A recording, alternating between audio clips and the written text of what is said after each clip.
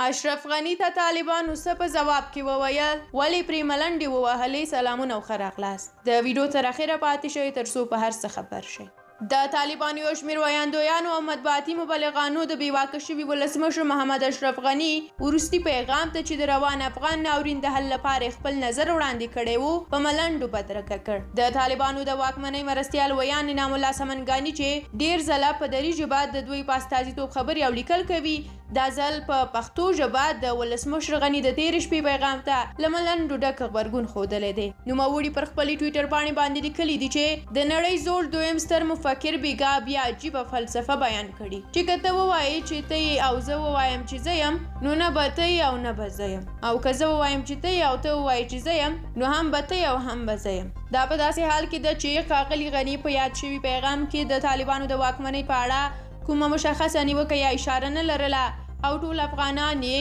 یوې ملي روغې جوړې ته وبلل ډېرو افغانانو بیا په خواله رسنیو کې د طالبانو د پابندیو باوجود د ډاکټر غني د خبرو ځینې برخې خپرې کړي او ملاتړ یې ترې څرګند کړی دی د ښاغلي غني د وینا پوره ویډیو زموږ په چینل کې هم لیدلی شئ مننه چې ویډیو مو تر پایه ولیده د لا ډېرو ویډیوګانو لپاره مو چینل در سره سبسکرایب کړئ نورې ویډیوګانې مو هم تر اخره وګورئ او لایک یې کړئ تر بیا چې په بلې ویډیو کې راګرځم تاسو ښه وخت ولرئ